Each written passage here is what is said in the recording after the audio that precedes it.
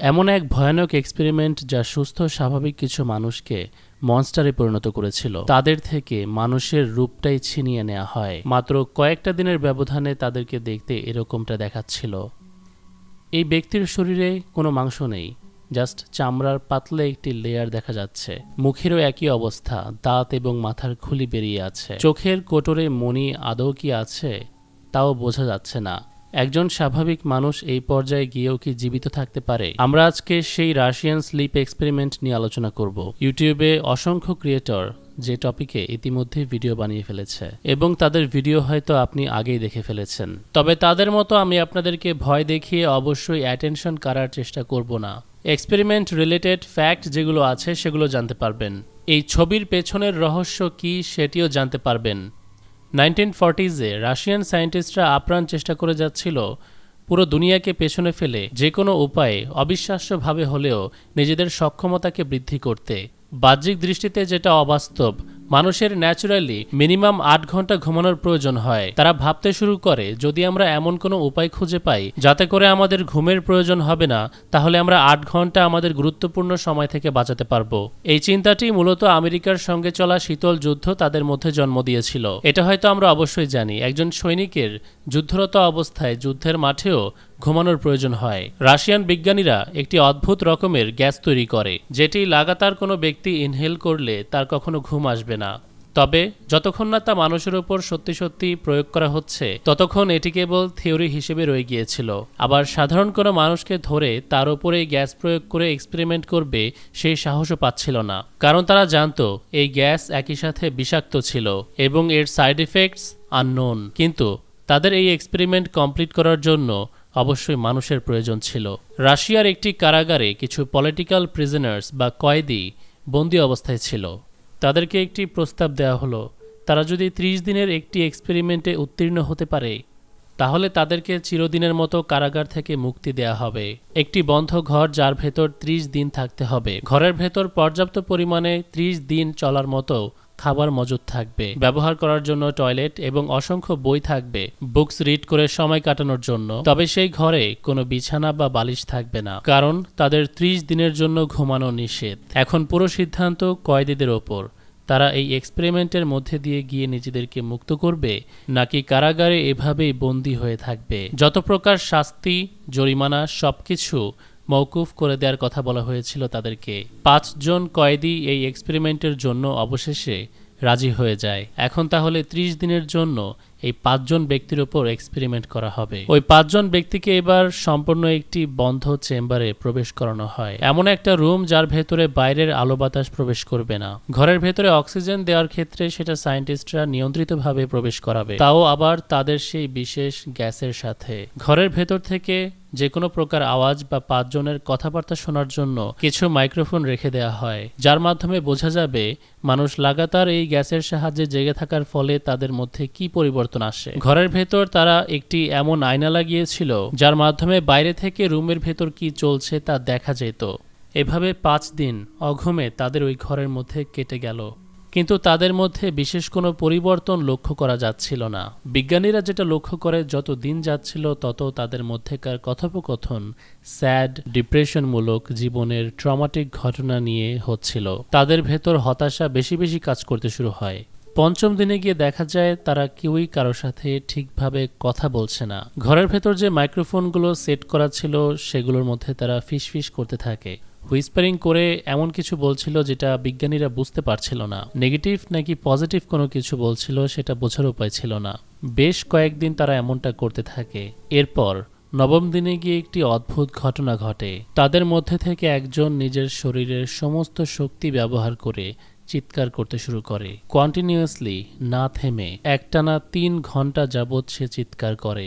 সে ততক্ষণ চিৎকার করতে থাকে যতক্ষণ পর্যন্ত তার কণ্ঠ, তার ভোকাল কর্ড ফেটে না যায়। প্রশ্ন করতে পারেন যে বাকিরা কি এতে আতঙ্কিত হয়েছিল? অ্যাকচুয়ালি না, তাদের এতে কিছু যায় আসছিল না। তারা আগের মতো আপন মনে হুইসপার করছিল। তার কয়েকদিন পর হঠাৎ আরেকজন একইভাবে চিৎকার করতে শুরু করে এবং সবাই মিলে ওই আয়নার কাছে গিয়ে দাঁড়ায়, যার মাধ্যমে সায়েন্টিস্টরা তাদের উপর নজর রাখছিল এবং ঘরের ভেতরে থাকা যে সমস্ত বই তাদেরকে দেয়া হয়েছিল সেগুলোর পেজ ছিঁড়ে ছিঁড়ে ওই মিরর তারা ঢেকে দেয়, যেন বিজ্ঞানীরা তাদেরকে দেখতে না পায়। সায়েন্টিস্টদের চোখের আড়াল হওয়ার পর ওই রুম থেকে সমস্ত চিৎকার চেঁচামেচি বন্ধ হয়ে যায়। ভেতর থেকে তাদের কোনো রকম সারা শব্দ পাওয়া যাচ্ছিল না। এখন অবশ্যই এটা খানিকটা বিজ্ঞানীদের জন্য বিচলিত হওয়ার বিষয়। এভাবে যখন 3 দিন পার হয়ে গেল, বিজ্ঞানীরা মনে করতে শুরু করলো তারা জীবন হারিয়ে ফেলেছে কিনা। বাইরে থেকে তারা যতটুকু পরীক্ষা করতে পারত সেটা করার মাধ্যমে অক্সিজেন এবং গ্যাস লেভেল চেক করে তারা বুঝতে পারে সবাই এখনো জীবিত আছে। এভাবেই চলতে চলতে 14তম দিন চলে আসে। ভেতরে থাকা 5 জন টানা 14 দিন পর্যন্ত ঘুমায়নি এবং বিজ্ঞানীরা এখন তাদেরকে আর দেখতে পাচ্ছে না। তাদের ওপর নজরদারি করা যাচ্ছে না।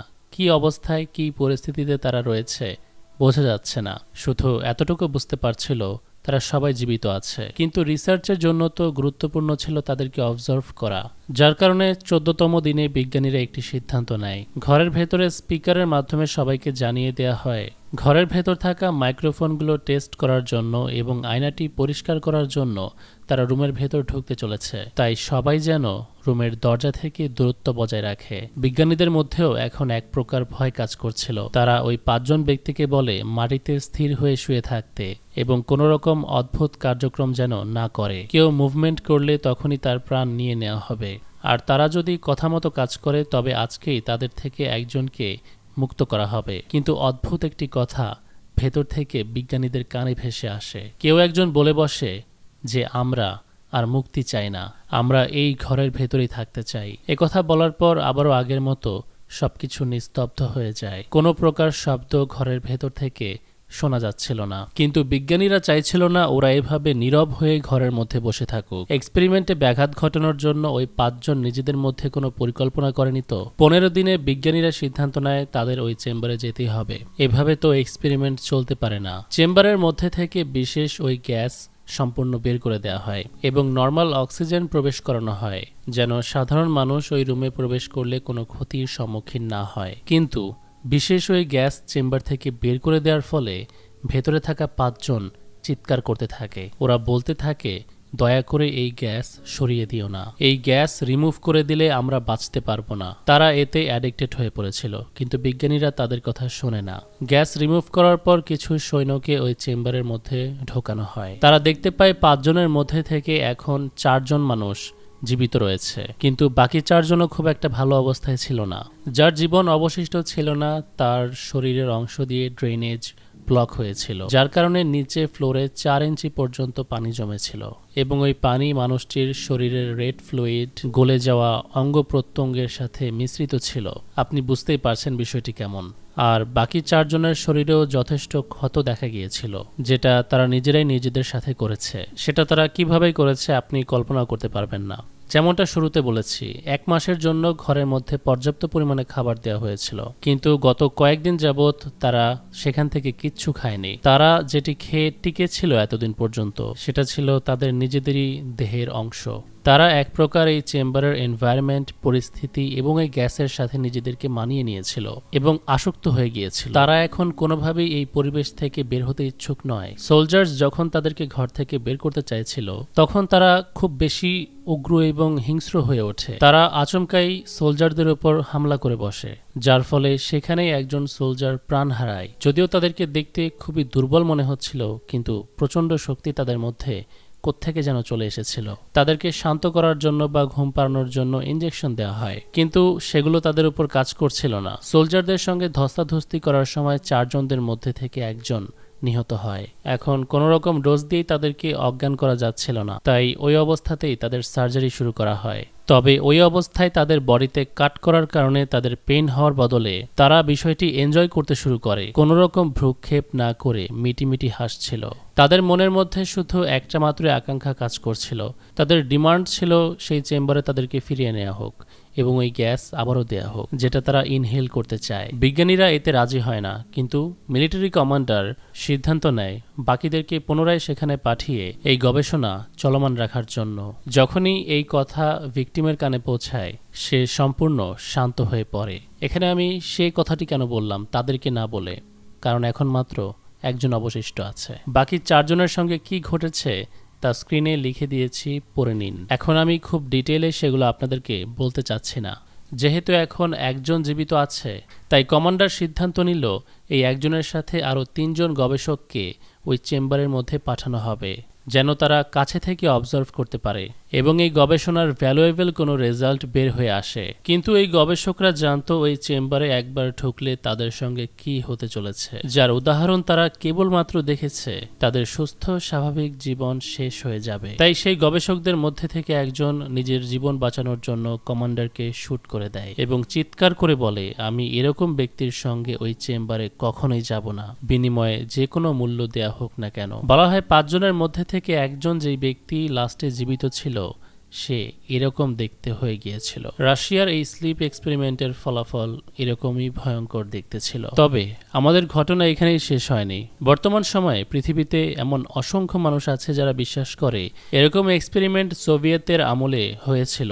তবে বাস্তবে ঘটনাটা পুরোটাই সাজানো এবং বানোয়াট। এই ঘটনা যে ভিত্তিহীন সেটা খুব সহজেই আর্টিফিশিয়াল ইন্টেলিজেন্সের কাছে প্রশ্ন করলে আপনাকে বলে দেবে। চ্যাটজিপিটি উল্লেখ করে বলে দিচ্ছে এই ঘটনার উৎস ক্রিপিপাস্তা উইকি নামক একটি ওয়েবসাইটের, যেখান থেকে এই ঘটনাটি পপুলারিটি পেয়েছিল। এর অর্থ এই ওয়েবসাইটে এটি গল্প হিসেবে লেখা হয়েছিল, যা অন্ধের মতো অসংখ্য ইউটিউবার এই ঘটনা তুলে নিয়ে সত্য হিসেবে এটিকে প্রচার করতে থাকে। এ ব্যাপারে অফিসিয়াল কোনো তথ্য মেলে না, অথবা অন্যান্য কোনো মজবুত সোর্স এ ব্যাপারে দাবিও করে না। উইকিপিডিয়াতে ক্লিয়ারলি বলা হচ্ছে ক্রিপিপাস্তার বানানো 2010 সনে রিলিজ করা একটি ঘটনা এটি। এখন তাহলে প্রশ্ন, অর্ধগলিত জম্বির মতো দেখতে এই ছবিটি তাহলে কিসের? ছবিটি দেখে মনে হচ্ছে একজন মানুষ যার একদম ফেরাউনের মতো অবস্থা হয়ে গেছে এবং একটা ক্রিপি লুক নিয়ে আমাদের দিকে তাকিয়ে আছে। কিন্তু এর দাঁতের দিকে লক্ষ্য করুন, এত লম্বা লম্বা দাঁত কি কোনো মানুষের হওয়া সম্ভব?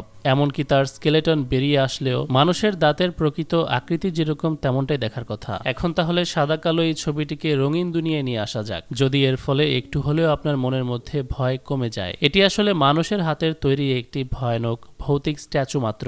আমাদের দুনিয়ায় এমন কিছু মানুষ আছে যারা আসলে আসক্ত, তবে সেটা কোনো ভয়ানক গ্যাসের দ্বারা নয়, এই সমস্ত ক্রিপি জিনিসপত্রের ব্যাপারে। আপনি দেখুন ইবেতে কিরকম চড়া দামে এগুলো বিক্রি হচ্ছে। মানুষকে ভয় দেখানোই এক কথায় এদের পেশা। ক্রিপিপাস্তা সন 2018তেও একটি ভয়ানক স্ট্যাচু বা পিকচারের মাধ্যমে মানুষকে ভয় দেখিয়েছে এবং ইন্টারনেটে একটি চ্যালেঞ্জ ট্রেন্ডিং এ এসেছিল দ্য মোমো চ্যালেঞ্জ নামে। মোমো নামে যে পুতুলটি বানানো হয়েছিল সেটিও কোনো দিক থেকে কম ভয়ানক ছিল না।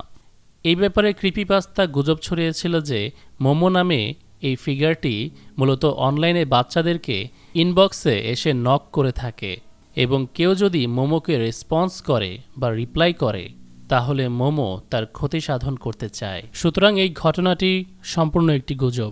বিশ্বাস করা যায় আজকের এই ইন্টারনেট যুগেও গুজব ছড়িয়ে পড়ে। সন 2009-10 দিকে এরকম একটি বিভৎস পুতুল নিয়ে আমাদের বাংলাদেশেও গুজব ছড়ানো হয়েছিল।